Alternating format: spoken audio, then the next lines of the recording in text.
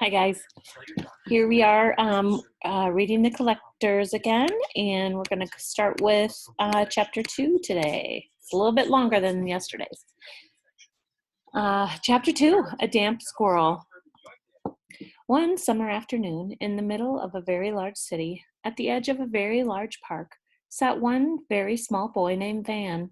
His full name was Giovanni Carlos Gaudez Garcia Markson, but nobody ever called him that. His mother, who'd given him all those names in the first place, called him Giovanni.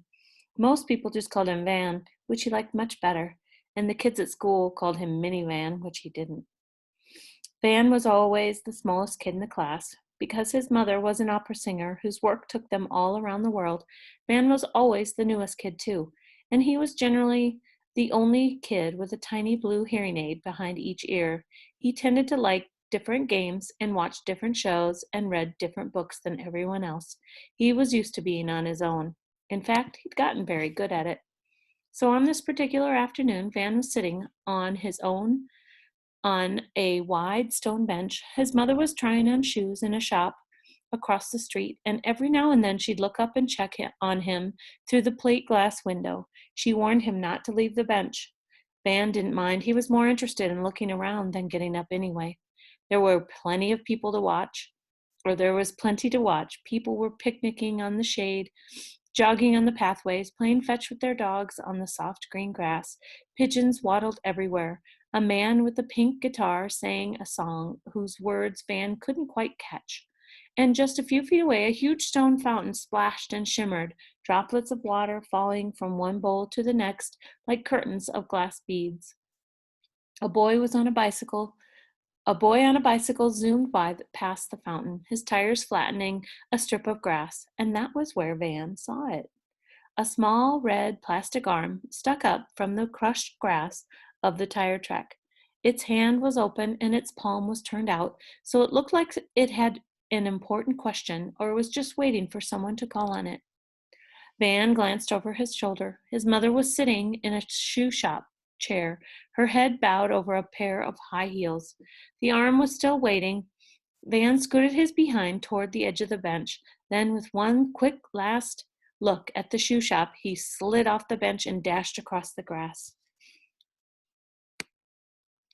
Oops. He crouched beside the red plastic arm. The rest of its body, if there was a rest, was buried in the dirt. Van took a hold of the arm and gave a tug, and a small red man popped out of the ground.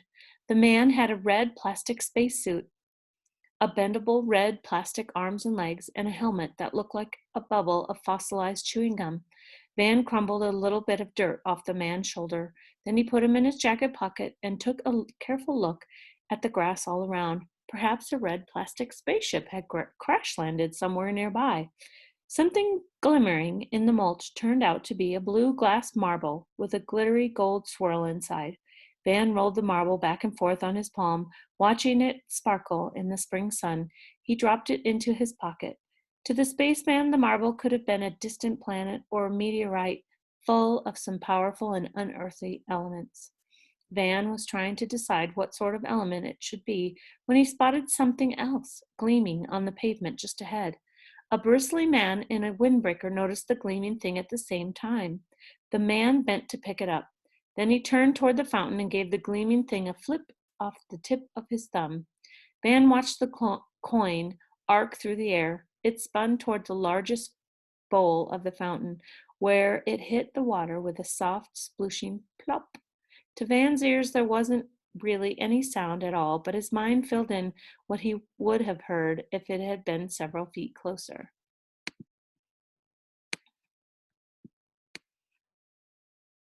The man turned around again. He noticed Van watching him and gave a bristly half smile.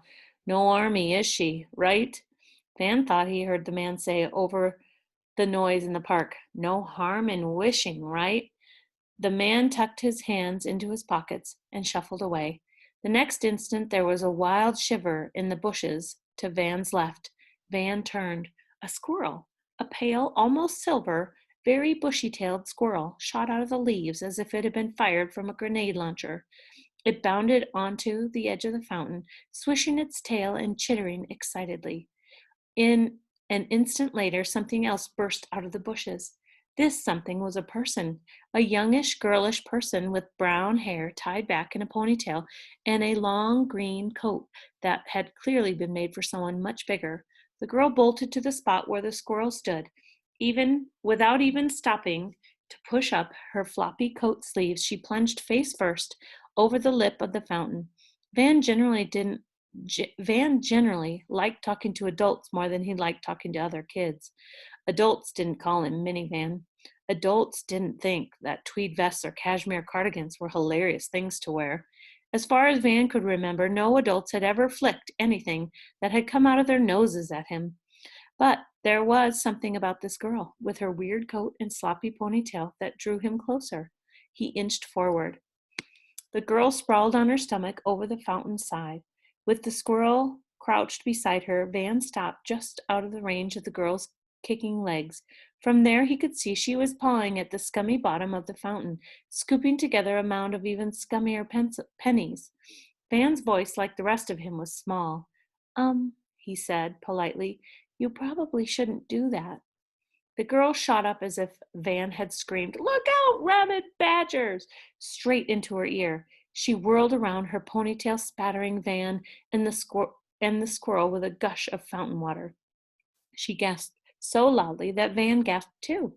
The squirrel shook its wet fur. I'm sorry, Van threw up his hands. I didn't mean to startle you, but what? Shouted the girl. I said I didn't mean to startle you, Van repeated slowly and clearly. Now the girl was staring straight at him. He noticed that the rest of her features were small and round, but her ears and her eyes were large. He wasn't sure about the expression in those eyes, but if he'd had to guess, he might have called it fear. The girl reached out one cold, wet finger and touched the center of Van's forehead. She gave a little shove. Van wobbled. You're real, the girl breathed. Van's hearing aids made voices louder, but they made everything else louder too. In big cities, even in peaceful spots like parks, they filled his head with several sounds at once: motors, echoes, horns, tires, chirping birds, splooshing fountains. Still, Van was close enough to the girl, and her voice was clear enough that he was pretty sure he'd heard her right, even if what he'd heard didn't make sense. Maybe this girl was one of the crazy people his mother said lived in the park. Van took a cautious step backwards. Yes, I'm real, he said, but you. Who are you with? The girl cut him off in a quick, sharp voice. Why are you talking to me? You can't stop me, you know. If you're working for them, you're too late. It's mine. The squirrel hopped toward Van on its hind legs, raising both little squirrely fists and making itself look large as possible. Now Van was almost sure that the girl was one of the crazy people. Maybe the squirrel was one of them too. I'm not working for anyone, he said, glancing down at the squirrel, sworn who he might have sworn was making little punching motions. I thought maybe I could help you. Help me? The girl frowned. Like if you need money for something. Van nodded at the water. Maybe to buy food or to get a ride somewhere. My mother could. Money? The girl repeated. She stepped closer to Van. The squirrel crept toward him too, its little nose quivering, its ears flicking. Van got the sense that they were both smelling him too, or maybe not smelling him, but trying to sense something about him, something that Van himself couldn't quite smell, hear, or see. The girl stared into Van's eyes. She had to tilt her head down to do it. Her eyes, Van noticed, were a pretty shade of greenish brown, like mossy penny at the bottom of a fountain. Who are you? The girl asked. My name is Van Markson, said Van politely. What's yours? The squirrel chittered loudly. Its high-pitched little squeak sounded almost like words. Quack, quack, quack, quack, and it seemed to squeak. I know, said the girl, and this time she was definitely not talking to Van. Her gaze flicked down at the mound of submerged pennies, then keeping one eye on Van, she reached down into the fountain. Van couldn't help himself. That water is full of germs, he said. The girl pulled a dripping handful of coins out of the water and stuffed them into her coat's huge pockets. And you probably shouldn't take those coins. Van soldiered on. Those are people's wishes. One of the girl's fine brown eyebrows went up. I know, she said again. Then why are you taking them? Because, the girl said patiently, you made me lose track of the one I was trying to get. Why were you trying to get just quick, quick, quick? The squirrel chittered again. Van had never been interrupted by a squirrel before, but he'd been interrupted by other people often enough to know when it was happening. I've never seen a tame squirrel in person, he said, hoping to move the conversation to a more pleasant direction. I mean, I've seen Alvin and the Chipmunks, but they're a cartoon, and they're chipmunks. The squirrel blinked at him. Does it like popcorn? Van asked. Because I could get some money from my mother, and so you're just a normal little boy, the girl interrupted again, stuffing one last fistful of coins in her pocket. You're a little boy sitting here in the park, and you saw me take some pennies. That's it. She waited, watching Van closely, right? Van didn't really like this description of himself. He didn't like the little part. He especially didn't like the just part. But there wasn't much else to say. There was no easy way to explain this weird, big-coated girl that he hadn't just been sitting in the park. He'd rescued a spaceman and discovered a meteorite and noticed other things that everyone else seemed to ignore. This wasn't the sort of thing you said to a stranger. At least it wasn't the sort of thing Van said. So instead, he said, right. The squirrel leaped on to the girl's shoulder and chittered into her ear. No, there isn't time for popcorn, the girl muttered. She looked back at Van. Her feet made an anxious shuffling motion. She tugged her bulky coat tighter around herself, even though the day was warm. I don't mean to be mean, she said. The words seemed to fall out of her unintentionally, like objects slipping out of a pocket. People don't usually. She broke off, tugging at the coat again. They don't usually talk to me, the girl turned. I've got to go. Wait, said Van. Before she could dart away, he groped in his pockets. He wanted to give this girl something better than slimy pennies, something a little bit special. His finger closed around the smooth, curved surface of the mysterious meteorite. Here, he held the marble out towards the girl. It sparkled in the sunlight between his fingers. The girl frowned slightly. What is it? I found it. I just thought you might like it. The girl took it from Van's fingertips. I notice things sometimes, Van blurted. Interesting things. The girl met Van's eyes again. She gave him a long, hard look. What do you mean? She asked. What kind of things? Before Van could answer, a ringing voice said, Giovanni Markson! And Van swirled around. His mother towered over him. If Van's mother had been a building instead of an opera singer, she would have been a cathedral. She was big, sturdy, an elegant structure, with a dome of unswept coppery hair on top. Any sounds that came out of her rang as though they'd traveled through a huge stone hall. Van knew why opera singers didn't use microphones. They don't need them. I told you to stay on that bench, didn't I? Said Ingrid Markson in that ringing voice. Yes, said Van, and I was staying, but then, and I come out of the shop to find you all the way over here, completely out of sight. Haven't we talked about this? Yes, Mom, said Van, but there was, and he glanced at the spot where the girl had stood just a moment before, but she and the silvery squirrel had vanished.